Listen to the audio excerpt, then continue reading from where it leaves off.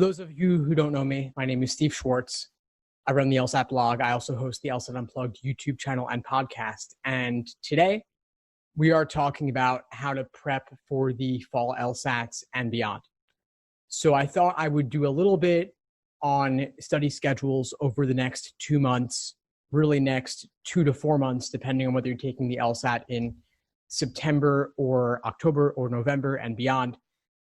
Then we could talk a little bit about prepping for the January LSAT or later, and then just in general Q&A on anything at all, digital LSAT prep, LSAT and law school admissions, whatever you like really. So just in terms of studying for the fall LSATs, many of you already know, those of you who are studying for the LSAT in my courses, you have been studying with them for a while, and very recently I just created detailed day-by-day study plans integrating the lesson materials with my study programs using the actual LSAT problems. So if you haven't gotten a schedule yet, if you haven't heard from me, please reach out and I will send you the appropriate schedule for your test date so you can stay on track, because it really is hard to go it alone, and having a plan of attack makes it so much easier. So I've sent many of you study plans already.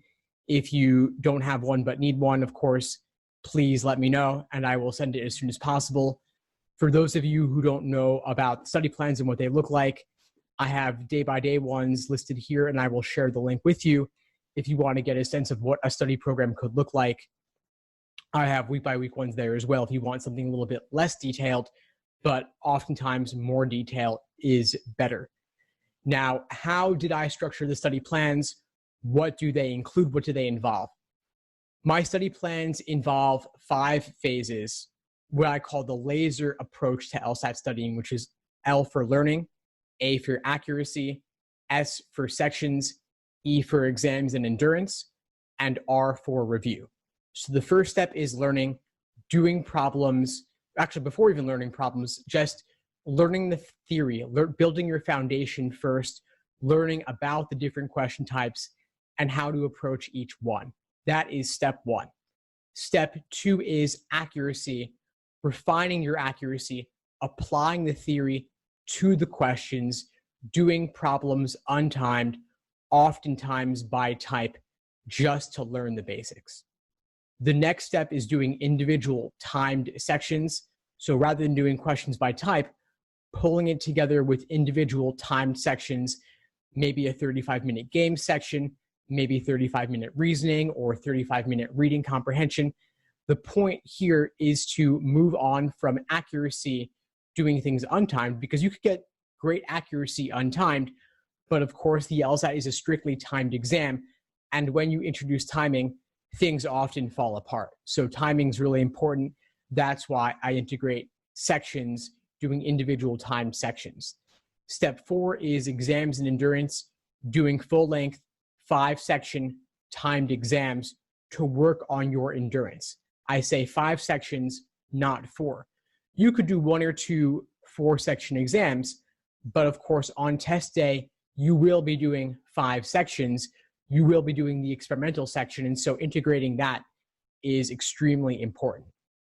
The final phase is review, where after you do those exams, you review them untimed, taking as long as you need to learn exactly what you were missing and why.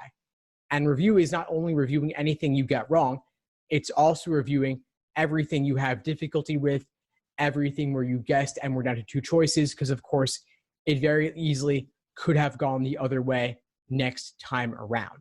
So review is often overlooked. It's incredibly important. And when you're reviewing, you want to see, was your mistake in, let's say, logical reasoning? Was it in the stimulus? Was it in the question stem? Or was it in the answer choices? If it was in the stimulus, was it that you misidentified something about the argument, maybe how it was structured? If it was the conclusion, the evidence, sub-conclusion, counter premise, all those different technical parts of the argument, maybe you misidentified them. It could be useful simply as an exercise to go through several logical reasoning stimuli and just ID. Is this premise, aka evidence? Is this conclusion? Is it sub-conclusion? Is it filler and irrelevant? Is it counter premise? Is it just background information? Whatever it may be, it's important to go through that process. And oftentimes with students, they're not correctly identifying the conclusion versus the evidence, especially when there's no indicator words. It can get tricky. And so it's worth taking the time to slow down, making sure you're properly understanding what you're dealing with. Next, if it was the question stem and you misidentified something there, you want to make sure you are properly identifying the key indicator words that tell you which question type you're dealing with. So a lot of times, this, of course, especially for necessary assumption versus sufficient assumption questions, they both use the word assumption, but it's important to tell the difference because they are asking you for very different kinds of things. Just as an example here, it's not the word assumption that tells you which type it is. It's the key verb in the question stem. Verbs that are synonymous with necessity, like depends upon, requires, and assumes, indicate necessary assumption. Verbs that are synonymous with sufficiency, like allows or enables, or phrases like properly inferred if assumed, or properly drawn if assumed, tell you sufficient assumption. And of course, there are many different types of questions. I'm not going to exhaustively list every single one, but my point is that it's worth, as a drill, as an exercise, making sure that you are properly identifying which question type you're dealing with so that you'll be in a better position to solve that. Finally, if your mistakes in the answer choices, you want to see what was tempting about the wrong answer choice that made you pick it and what ultimately makes it wrong, and what is discouraging about the right answer that pushes you away from it and what ultimately makes it correct. This takes a lot of time. If you are getting 10 questions wrong or more, this could take 3 to 4 hours minimum, because even if you got 10 questions wrong, that's a 170 approximately, which is awesome. But then there's still another 10, 15 questions that you guessed on or were not 100% confident in, or they very easily could have gone the other way. And so even if you're getting a 170 on your practice tests, you've got 25 questions to review or more. And 170 is top 3% of test takers, 97th percentile. Most people by definition are doing worse than that. And so you're going to have probably closer to 25, 30, 35 questions to review for every single exam that you do, which is why, as part of your study routine and in my study plans, I never have you doing exams on consecutive days, ideally no more than 2 timed exams per week. And if you're busy, if you're working, or if you're in school, especially this fall, if you're taking the exam in September, October, November, you're probably going to be in school in September, if not beyond, for the remainder of the semester, of course, overlapping with your LSAT studying. 1 exam per week is probably all you're realistically going to be able to do, which means that 1 exam, that's going to take you about 3 hours or 3.5 hours in one sitting, plus another 3.5 to 4 hours to review that exam. That's 7-8 hours of LSAT studying already, aside from any other work that you do, whether it's watching my videos, listening to my podcasts, doing more practice problems by type, using other resources, whatever it may be, reviewing weak areas. And so if you've got other obligations, 15, 20 hours a week is probably the maximum that you're going to be able to invest in your LSAT studying. And so if you're looking at my study plans, the ones I sent out recently, the ones I linked to just here, that's a lot. I ask a lot of students, and that's how they get extraordinary results. But if you can't do everything I ask for in my study plans, that's okay. Even if you do half of that or 3/4 of that, at least you have a plan of attack going forward on how to use all the various resources. Because the last thing you want to do is just take exam after exam after exam and measure your results and be happy or sad about those results and move on. The real work is not in taking the exams or doing the problems. It's in the review process afterwards. And if you're retaking, or you might have a retake in your future, don't worry about having used up all the exams ever released or all of the most recent exams released, because again, the value is not in doing the exams, it's in learning from your mistakes. And so if you're doing exams, let's say you've done everything in the 60s and 70s and 80s, and you're thinking, what do I do now? The stuff from the 50s and earlier is too old. Well, first off, the stuff in the 50s and prior is not too old. More recent is obviously better, but these are still in the modern format. They are virtually identical to the current stuff with very small changes, very small differences. And again, the value is in learning from the material, not simply to measure your results. If you haven't exhausted everything in the 60s through 80s, that's great. I would suggest saving a handful of those, minimum 3 to 5, ideally more than that for a potential retake. Because if you're taking the LSAT in September, as I know many of you are, you still have the October and November LSATs just 1 and 2 months after that. And so it would not be that much additional effort to study for retakes in October and November as well. There's only a 4-week gap approximately in between each of those LSAT test dates. And so you've only got to stay fresh on the LSAT for another 4 weeks in order to retake it. And through nothing more than luck alone, you could do 3 to 4 points better. And maybe you'll do worse. Maybe you stay the same. And ideally, if you improve your understanding, you'll do even better than that. But through luck alone, there's a margin of error of 3.5 points on either end. So if just through luck alone, you do 3 to 4 points better, that could lead to thousands of dollars in scholarship money or getting into a better law school. And law schools only take the highest score. They don't average scores. Even if they say they consider multiple, US News rankings only take the highest. Law schools only have reason to take the highest. This is what they do.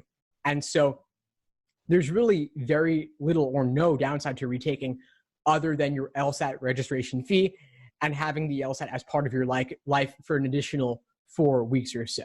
So it is well worth it, really very limited downside. And since the July LSAT is now past us, I know all of you are taking the LSAT in the fall or beyond, or you just like hearing me talk about the LSAT and you're here for the reason you have nothing else better to do. So I'm assuming you're taking the LSAT this fall, which means that it's worth taking multiple out of those test dates. If you're taking September, consider October as well. If you're taking October, consider November as well. And if you're taking November, consider taking October in addition or January in addition. There's obviously a larger gap between November and January, but the plus side there is that you have Thanksgiving break, you have winter break if you're in college, or at least you have the holidays, Christmas to New Year's, likely off from work. No, not too many other obligations. Things often slow down that time of year. So maybe it's worth considering a retake then also. Now, the question then that comes up is, well, isn't applying earlier better on average? What about law school deadlines? What about early decision? What about rolling admissions? Well, first off, early decision, I think, is not worth it for the vast majority of applicants. The key reason being that it kills your negotiation power when it comes to scholarships. Merit aid is huge in law school admissions. Very few people are paying sticker price tuition, meaning very few are paying the full price of law school tuition. Most people are getting some kind of scholarship money. And listen, if you've already been through undergrad, you already have undergrad debt, or your family does, or you just don't want to take on graduate school debt for whatever reason because, hey, money is good to keep in your pocket, right? Law school merit aid is all based on negotiating power. And that typically comes from having an LSAT score or a GPA above the median of the law school to which you are applying. If you just Google LSAT GPA calculator, you'll find on LSAT's website a calculator where you can input different LSAT scores, different GPAs, and see what your odds are like. And if your numbers are above the median for a given law school, they will likely be willing to give you scholarship money in order to woo you or lure you to their law school in particular. But if you apply early decision, that means that you are obligated to go there if you are accepted. And so that you really just lose all your negotiating power. What you want to do is ideally have multiple offers of acceptance from multiple law schools. And then you can play them off each other. Say, hey, school X offered me $10,000 a year. You're only offering me $5,000 a year. Can you at least match or ideally exceed their offer? And hopefully the numbers are even higher than that depending upon your LSAT score. And it's crazy, but even just a single point more can lead to getting a yes versus no, or getting another $5,000 or $10,000 a year or more on top of that. And so it's crazy, but there's an element of luck here, which is why, again, retaking is well worth doing. One other thing you want to look out for with law school scholarships is whether they're conditional based on you being in a certain percentile in your law school class. One thing a lot of law schools have done, which I think is kind of sneaky, is they'll offer a scholarship to half the entering class, saying if you're in the top third of the class, we will give you scholarship money, but if you're not in the top third, you don't get that money. Thing is, they offer that to half the applicants, and everyone thinks they're the special snowflake who's going to be in the top third. But of course, reality check, approximately 70% of those people are not going to be in that top third, and they're losing out. And so, of course, law school is tough. If you're not in the top third, that's not necessarily a reflection on your aptitude or anything. Just law school's hard. If you have other obligations, that's the reality. But ideally, you want your scholarship offers to be unconditional, not based on necessarily how you perform relative to others in your class, given that law school grades, of course, are curved. So when it comes back to, just bringing back to LSAT for a moment, looking towards this summer, this fall, you want to be thinking in your study timeline, of course, aside from what's laid out in the study plans, is what are your other obligations? What vacations might you be taking? Are you going away for a week or a month? Of course, we're in July now, August rapidly approaching. That's the month of vacations. So if you're going on vacation or if you're going out of town, make a decision. Are you going to take your LSAT prep books with you or not? Are you going to have them on the beach or when you're with family, or are you just taking a break? Whatever you decide, just decide on it and stick to it. Personally, I'm more inclined towards keep studying. It's worth it. Even just a little bit a day makes a big difference. If you're going to the Caribbean, if you're going on a beach vacation, maybe just knock out a half hour or an hour in the morning, get it out of the way and be done with it. But it is worth having a certain level of consistency, because once you break that pattern of studying, it's easy to let one day turn into 3, turn into 5. Then you get back from your vacation, you're back at work is busy or school is busy if you're taking summer classes or just back in the fall. It's hard to get back on the wagon and then you lose the momentum. So it's really worth sticking with it ideally. But on the flip side, it is a marathon, not a sprint. So if you feel guilty about not studying, then you get back to it. Don't try to catch up on everything in one day or in 1 week. The schedules are more important for the level of specificity about what to do than the particular day by day or week by week breakdown. And so catch up bit by bit. Maybe do, let's say if you're a few days behind, do 3 days worth of work in 2 days or 5 days worth of work in 3 days, but don't try to do 7 days worth of work in one single day. It's just too much. And in terms of how to carve studying out of your day, if you have other obligations, carve it out if you're working, before work, during lunch, or after work. Ideally, get to work early, find a conference room at work or a coffee shop nearby, and knock out an hour or two before work starts. Carve out time during lunch. If time at work is slow, or you can at least do stuff online, you could watch my videos or listen to the podcast or read my articles. Just consume some LSAT material while you're on the clock. And then after work, before you get home, before you leave work and go home, try to knock out another hour or two. But once you get home from work, once you get into your comfies, it's really hard to have the motivation to study, especially when it's later in the evening already and you have roommates or family or significant others or even just Netflix and takeout to distract you. It can be hard to actually crack open the books then. But while you're in work mode, while you're in your work attire, it's much easier to stay focused typically. Now, if you're in school, treat it at least like it's a 6-credit class, if not more. And it's kind of funny because your LSAT score weighs more heavily than your GPA in law school admissions, but you earn it over the course of, it weighs less heavily than the LSAT in law school admissions, but you earn it over the course of 3 to 5 years. The LSAT's more important than the GPA, but you earn it only in a single day or multiple days if you're retaking. And so it is worth making the time investment in your LSAT studying. And people really do underestimate how long this takes. I typically recommend at least 5 to 6 months to reach your fullest potential on the LSAT. 3 to 5 months is, of course, more realistic for most folks, but not less than 3 months ever. 2 to 3 months is really not enough. I do recommend more than that. And so if you've been aiming for September, again, I would suggest October or November as well, just to add a little more time to your timeline, to your runway. And if you take multiple, that's totally fine. But I would suggest for most of you, consider November at least, because it will give you a longer time frame. It's about 4 months from now, which is a good chunk of time. And I know that most, if not all of you, have been at it for a little while. You're not starting from scratch, but it is worth giving yourself that timeline if you need it. And coming back to the rolling admissions question, anything any time up to November is considered early in the law school admissions timeline in terms of your application. If you take the November LSAT and apply once you get your score back, that is still considered early. Anything into 2020, going into the January, February, March, that will be a little bit on the average to late side, which means that it might be marginally tougher to get in, and of course, less scholarship money available.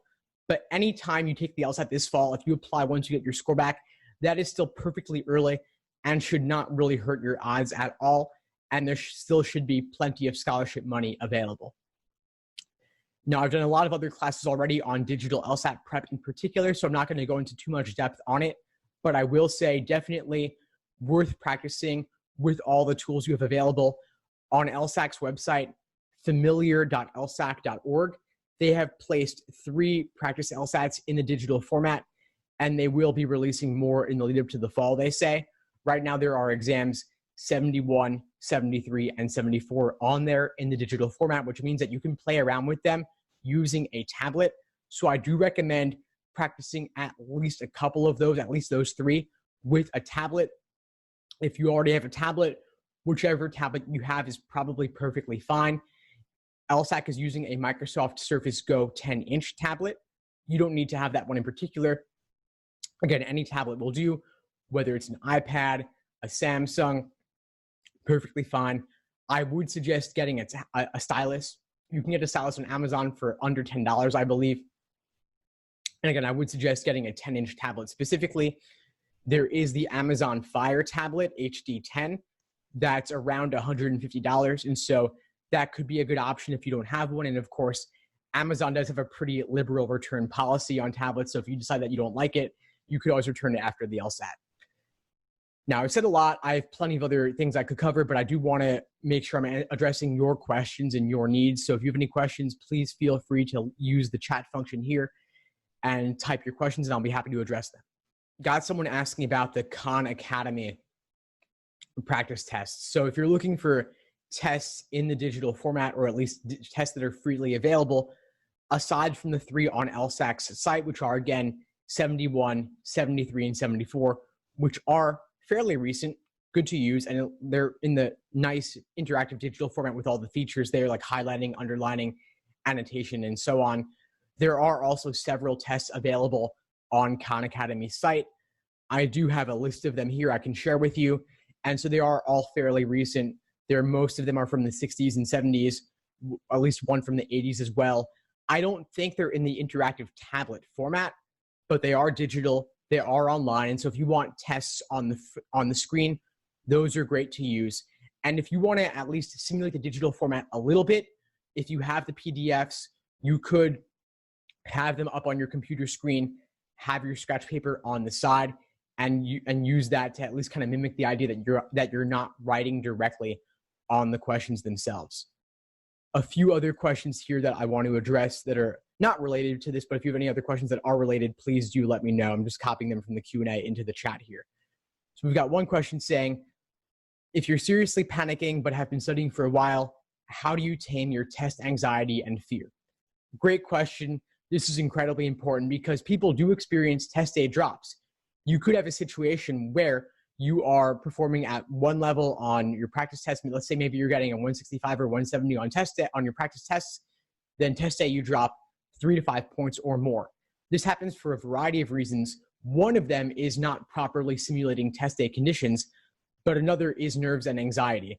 And I always say this, and people don't always take it seriously, but mindfulness meditation and focus training is extraordinarily useful. Even just 3 to 5 minutes a day of focusing on your breath or using a guided meditation, closing your eyes, makes an enormous difference over a period of time. And you have enough time right now. You have 2 months till September and more for the tests beyond that to make a big difference in reducing this anxiety. And so if you can train yourself to focus on a single thing, either a mantra or focusing on your breath, that can make an enormous difference over time. And the reason this relates to LSAT prep, or really any standardized test prep, any timed setting where you have to perform while the adrenaline is rushing through your head and your blood is pumping, what you do is you train yourself to bring yourself back to the task at hand, even while your mind, your kind of your monkey mind, wants to race and go elsewhere. So it's not about staying perfectly focused on your breath or perfectly focused on the task at hand, because none of us are perfect. Our minds do race, our thoughts do go elsewhere. And so the task here is to bring yourself back to the focus on the task at hand, whether it's focusing on your breath or focusing on the difficult LSAT problem in front of you, or to recognize that you're getting bogged down on that question, having the mindfulness to realize, hey, I'm getting bogged down, I'm getting stuck in this logical reasoning quicksand, and I'm not able to make any headway on it. I'm just getting stressed that I can't understand it. What you do in that situation is you recognize I'm getting stuck, you acknowledge and recognize the difficult situation that you're in, and you know, okay, I'm going to let go of this question, I'm going to flag it and come back to it later. The digital LSAT actually has a really cool flagging feature in it so that you can see at a glance all the questions you flagged, to know that you can come back to them easily later with one click or one tap of the stylus. So that's the biggest thing I would say that anyone can implement immediately. Of course, you can just sit and focus on your breath 3 to 5 minutes a day. There's also a lot of great meditation apps out there these days, like Headspace and Calm. There's guided meditations on YouTube you can use as well. Really useful. Any of them I think would be fine. Just play around with them and see what you like best. The other thing I would say is actually articulate for yourself your best case and worst case scenarios 3 to 5 years from now, if the LSAT goes well on your scheduled test date, or if it doesn't go well. Obviously, best case scenario is great. Top 14 or top 5 law school, full ride or tons of scholarship money. Worst case scenario, if this LSAT test date does not go well for you, let's say you're registered for September, 2 months from now, what is the worst case scenario if that test doesn't go well? Well, you've got October available, you've got November available, you have January. They're offering the LSAT 9-10 times a year now, so there are plenty of opportunities to retake. And you can always delay a test cycle if you need to and apply 1 year later.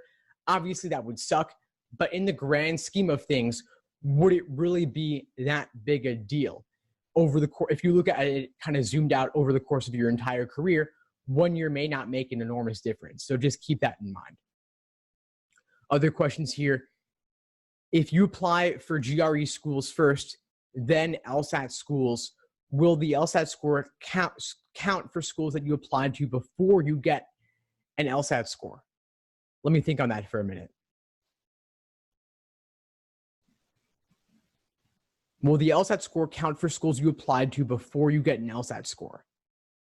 I'm not really sure how to make sense of that exactly, because if the schools are evaluating you with your GRE score, they wouldn't know you're taking the LSAT and they wouldn't even be able to consider it. They might make a decision on you before you actually got an LSAT score.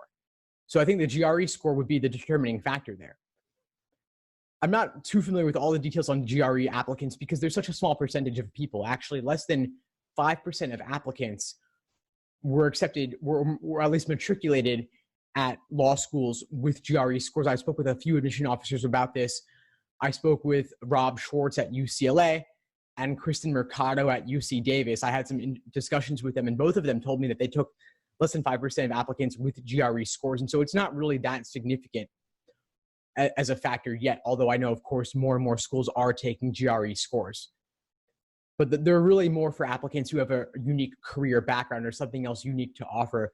I think the typical law school applicant majoring in a humanities background like poli-sci or English or pre-law or criminal justice, they really do want to see an LSAT score from most people because they want to see that you have the ability to do well in law school. And LSAT scores are strongly correlated with 1L grades, and GRE scores, at least in my opinion, don't have the same demonstrated correlation with the same degree of confidence.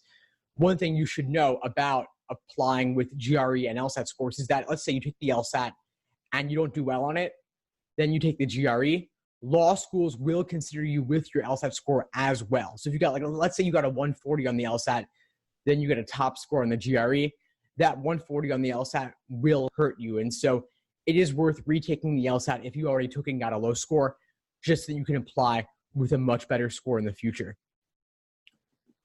So I hope that addressed that question. Feel free to ask a follow-up if I didn't fully get at what you were asking. We got one question here. Do you recommend applying to law school right after undergrad or taking time to build your resume and then applying? Ultimately, it doesn't really matter that much. I would not restructure your life and your delay at law school or not based on what law schools will want. I say apply when you want to go, apply when you feel ready. I don't think they have a huge preference for one over the other. There are pros and cons to each. You apply straight from undergrad, you're more in an academic mindset and more likely to have an easier time hitting the books. If you've been out of, at least that's my intuition. If you've been out of school for a couple of years, could be hard to get back into it, but having the demonstrated work experience and maturity could help you as well. So I'd say there's pros to each. Just apply based on where you're at. Got one question. When you review, how long should you try to figure it out before you look at the answer? 15 minutes, 20, 30, 1 hour? When should you surrender and just look at the answer and look at explanations and so on? That's a great question. I think it really comes from when you are not making any headway, when you're getting bogged down, when you're stuck in quicksand and your investment in time is not leading to any progress. One thing you could do, of course, is attempt the question, then leave it alone, come back to it later, try it again, even a week later, a month later, and see if anything changes for you. There's the blind review technique where you try it timed, then try it untimed, and see if your results might differ. And there could be some insights to gain from that as to whether your difficulty on a question is the timing or just the accuracy itself. I assume that based on your question here, that you're talking about doing it untimed. And I'd say it's really just based on when you're not making headway anymore. So if it's a logical reasoning question, could be 3 to 5 minutes. If it's a game, could be 15, 20 minutes. But I assume with a game or a reading comp passage, at least, you're making some progress through the game or through the passage. But there could just be certain questions that are not making any sense for you. And so at a certain point, you do want to eliminate the ones that you can confidently eliminate, pick from those that remain, but also note that you were guessing versus confidently choosing a choice. You could even rate your confidence level on a scale of 1 to 10 to see how certain you were upon reflection later, to see if you're confidently choosing wrong answers, which is really not good, or at least you know that you don't know something. The only thing I would say is that if you are rating things on a scale of 1 to 10 for your confidence, don't ever choose the number 7, because the number 7 is the cop-out number. This is kind of the in-between where you're kind of confident, but not really. Make a decision about your confidence. Either you're kind of guessing randomly and it's a 1 or a 0, or you're down to 2 and it's a 5 out of 10, or at least you're fairly confident and it's 8 or above. Mariana is asking, how can we simulate the digital LSAT with paper exams? Great question. Ideally, if you can get access to the PDFs, that does make a big difference to have them on screen. But if you don't have access to the PDFs for whatever reason, what you could do is keep your books clean and write on scratch paper on the side. You will get scratch paper on the digital LSAT. Even though the July LSAT has happened, LSAT is still not confirming the exact number of pages that they give you for scratch paper, but it is a booklet. It is 8.5 by 11. It is around 12 to 14 pages of scratch paper, which is not unlimited, but it is a good amount. That should be more than enough for most people if you write fairly neatly and don't write too big. So I'd say keep your books clean, use the scratch paper. And the nice thing about keeping the books clean is that makes it very easy to redo questions later too. Highlighting, underlining, the annotation tools on the digital LSAT familiarization site, I think are not especially useful. So I wouldn't worry too much about learning to use those. Your mileage may vary, of course. Practice with the digital LSAT site, familiar.lsac.org. If you want to at least see what those tools are like, maybe they'll work for some people. I didn't think they were that great, and I thought they took more time than was warranted to make it worth using them. So I would say just basically keep your practice problems clean, use your scratch paper to the side, and that's really the only major difference you need to have. The other thing I would say is that you are only able to see one question at a time on the digital LSAT. You can't see a full 2-page spread of logical reasoning questions or an entire game or an entire passage at once. So you might cut out a hole in a piece of paper and overlay that on top of your LSAT book to limit your field of vision to a single LSAT question at a time. That could mimic it a little bit. I don't think you need to overly stress about this, but it is something to be ready for. And I think the best thing to do is simply to use the tests in the digital format, like tests 71, 73, and 74 on LSAC's site. And then that will make it that will help you get more ready for what you're going to face on test day. Got a question here on LSAC fee waivers. I have an LSAC fee waiver that expires in early 2020. Can I renew it, or is it once per lifetime only? Good question. I don't know the answer to that, honestly. I would suggest emailing LSAC at lsacinfo@lsac.org to ask about that. And by the way, for those of you who have any questions at all for LSAC, I would email them at lsacinfo.lsac.org and email them sooner rather than later, so you have time to hear back from them and time to implement any answers they have for you. Someone's asking about the lack of line references on the digital LSAT. They're saying July test takers experienced a no line reference question. Is that something LSAC is acknowledging as its new question formatting? Great question. So yes, one thing to be aware of with the digital format for reading comprehension is that they are no longer using line references. The lines are no longer numbered on the digital LSAT. And the reason for this is that on the digital LSAT, they have the ability to increase or decrease the text size, like the font size.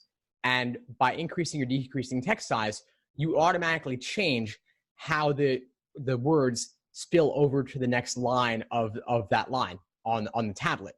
So for that reason, because it's kind of mobile friendly and kind of interactive, the line numbering would not be consistent if someone changed the size of the text. And so yes, going forward, there will no longer be line references on reading comprehension. So what that means is that what they will do instead is they will highlight a key word or key phrase they are referencing. It will be highlighted on the digital LSAT, and it will also be highlighted on the passage itself. Whether it's the question or the passage, it will be highlighted. And so that will be the case going forward. That is the new question formatting. And so in your prep test books, if you have line numbering, that's the analog to that versus the new digital format where it'll be highlighted instead. We've got one question here asking, let's see, I'm currently under review for getting accommodations, which would be time and a half. If this goes through, should I keep with the current pacing of 35 minutes and consider the extra time, that extra 50% time, as a fail-safe, or implement a slower strategy throughout the section? Great question. And so that's another thing, talking about doing things early, like if you want to email LSAC early with any questions, also apply for accommodations early because it does take time for them to get back to you. And so I would say practice with the time constraint that you will have on test day. Now, you don't currently know whether you'll get accommodations or not, but LSAC has grown more liberal with granting accommodations in recent years. And so if you have the appropriate documentation, if you have a history of accommodations, then you've got a good shot. And so I would say, assuming that you will get accommodations, practice with the time and a half. You should always hope to have a buffer or a time bank as your fail-safe of a couple of minutes, ideally. My goal for my students is that you will have at least 3 to 5 minutes at the end of every single section to go back and tackle the tough questions that you flagged earlier.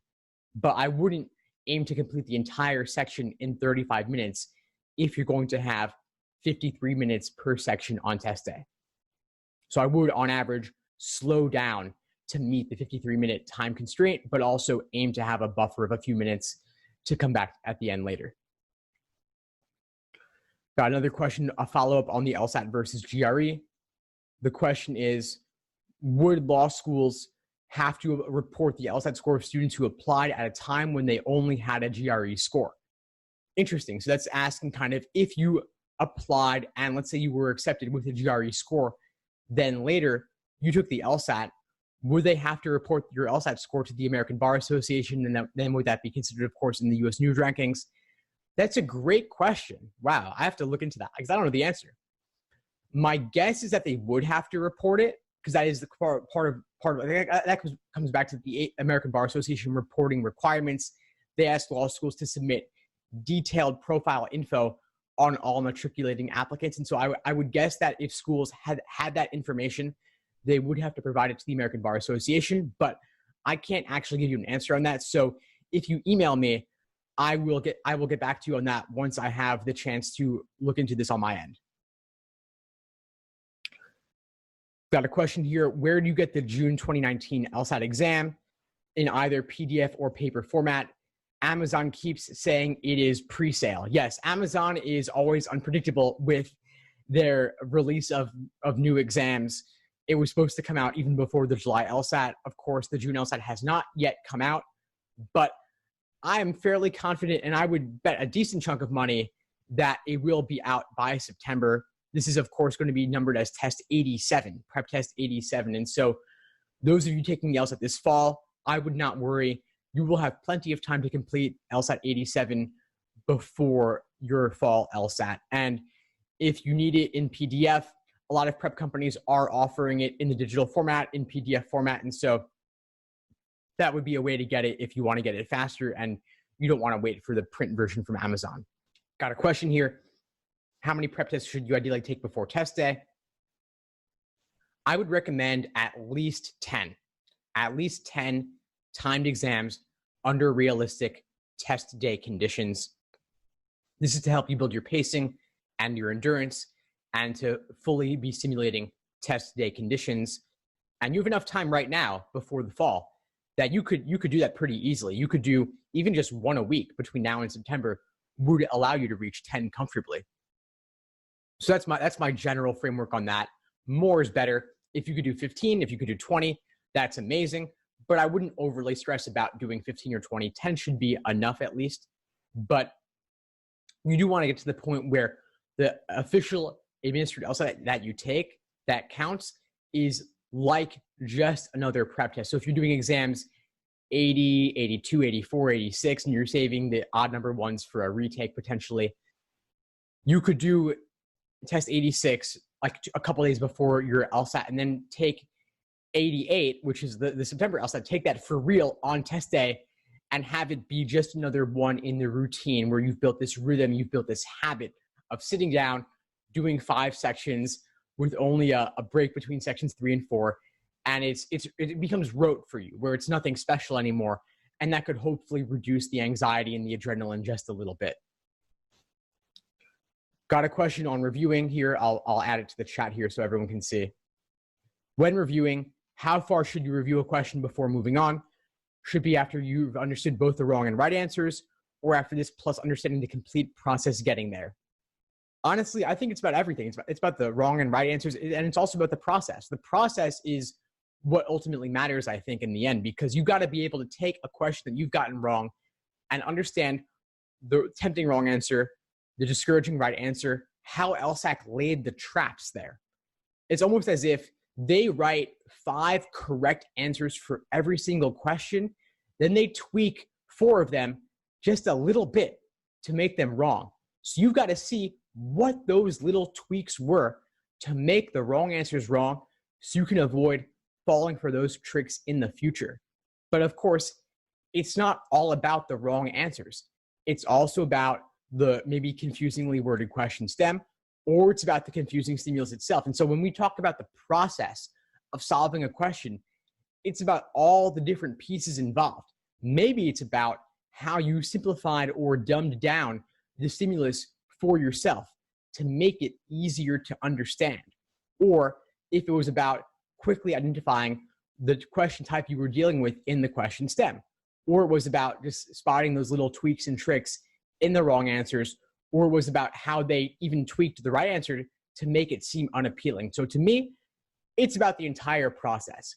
And it is worth keeping an error log of every question you ever got wrong, and also every question you ever had difficulty with or were guessing on and maybe got it right but just got lucky and it could have easily gone the other way the next time around. You pull all of those together and you review them every week or every month, and you keep redoing them, but not just kind of out of habit. You're really engaging with those questions so that you can avoid making those same mistakes in the future, because obviously it's never about dinosaur extinction or heart disease or climate change or car accidents, whatever it may be. It's not really about the topic. Even when you get things wrong, it's never about the topic. Even if you don't like science, you don't like philosophy, whatever it is, because if you could have a conversation with someone on that topic, it wouldn't be nearly as difficult. It's really just being in that tightly jam-packed logical reasoning stimulus, for example, or that confusingly worded reading comprehension passage, and knowing it's an LSAT problem and that it's multiple choice and that the stakes are high because it's the LSAT. It's never about the topic. It's about the structure and the tricks that they use. And they will very commonly, always really, they will repeat a method of reasoning in disguise with a different topic. And so to me, that says it's about the abstract, it's about the structure, it's about the process. And so I think really spotting those patterns in your mistakes is key to avoid making them in the future. And that's, again, about the process. So I got a question here on LSAT and law school admissions forums, how to best make use of those. So I'm actually not sure if you're talking about like online forums, like message boards, or the LSAC law school admissions forums that LSAC organizes. So for those of you who don't know, actually, LSAC regularly organizes law school admissions forums, like admissions fairs, where they have law schools coming and having tabling and handing out brochures and pamphlets and flyers. And it's really a great way to ask your questions directly to admission officers and interact with them, because they are human beings, and ask them your questions and get answers in real time. And also have them start building a file on you where you can start making a good impression, where you show up dressed up all nice and you have your resume and your business card, and you get their business card, and you can follow up and send a thank you via email or even a handwritten thank you down the line. Really useful to do. I saw one good tip from Emily, who's actually in class right now, talking about how she got those little mailing address labels and brought them to those fairs and was leaving them on the form, because your handwriting is obviously never as good as a typed label would be. And so that could be a good way to make a good impression on them already. And then when it comes to the online message boards and forums, I would say, honestly, they could be useful to find a study partner or something like that, but I wouldn't spend too much time on there. It's much more valuable to spend time actually studying than to spend time reading about studying on a message board, whether it's Facebook or Reddit or something else altogether. Don't read about studying, just actually study. For every 5 hours people spend on message boards, they spend 1 hour actually hitting the books, because obviously the internet's more engaging and addictive than an old LSAT prep test book is. But the work happens with the books, the work happens with the problems, or at least resources around the problems. But message boards and forums and Facebook groups are just really more a waste of time than anything else. So I would say find a study partner if you want, but then get off the internet and focus on the prep materials themselves. Other questions here. Let's see. What to write about for the law school diversity statement. That's really about what you bring to the table. So if you are from an underrepresented group, if you're from a minority group or non-traditional in some way, of course, talk about that, cover that. If you don't fall within a traditional or at least underrepresented minority group in admissions, you still can talk about something unique that you bring to the table. I've heard stories of people talking about unique hobbies they have and writing addenda or essays about that. It could be anything at all, really. It's just about what you bring to the table that's unique that others do not bring. Of course, this could be a personal statement topic, but it also could be a diversity statement topic. And so if you have multiple things to write about, consider whether one particular thing might be more suitable for a diversity statement and other things might be more suitable for a personal statement.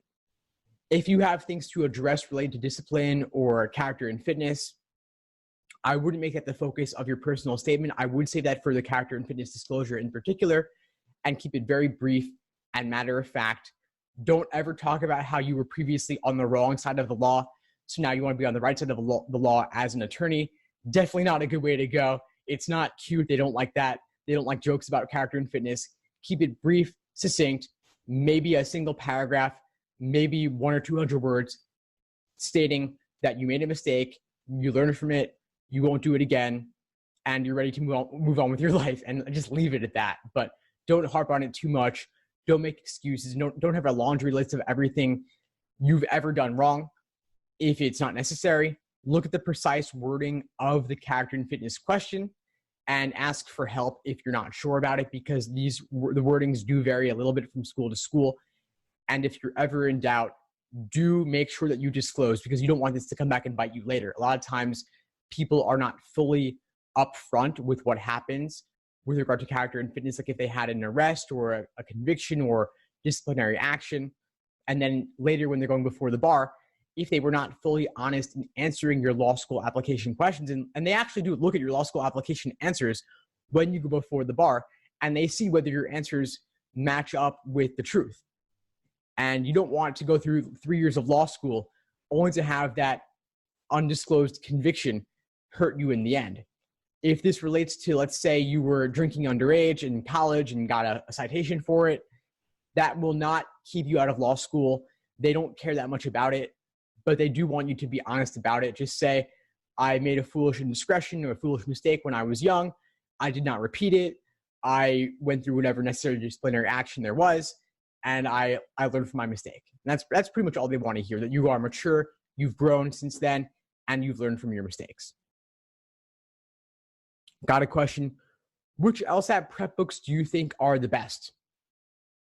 I don't have a single answer on this. I think different things work for different people.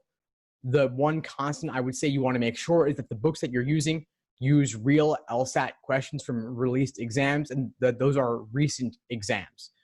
A lot of books on Amazon have fake reviews and use fake LSAT problems, or they use really old LSAT problems. So you want to get a book from a company that specializes ideally exclusively in the LSAT, and they are using real LSAT problems from recent exams, ideally exams from the 2000 and up, honestly. Anything from exam 30 and up is decent to use in a prep book if you're looking for like a textbook sort of material. Barron's is not good. LSAT for Dummies is not good. Don't use those. A lot of books, if you look at the reviews carefully, you'll see that a lot of them will talk about the books containing mistakes or typos or using fake LSAT problems because they just didn't want to pay the licensing fees. Definitely avoid those books. Anything from a boutique company that specializes in LSAT exclusively would be a fine way to go, though I don't really have a preference on one versus the other.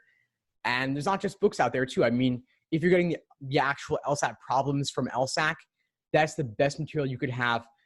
The books of exams are published in books of 10 by LSAC for about 20 to 25 bucks each on Amazon.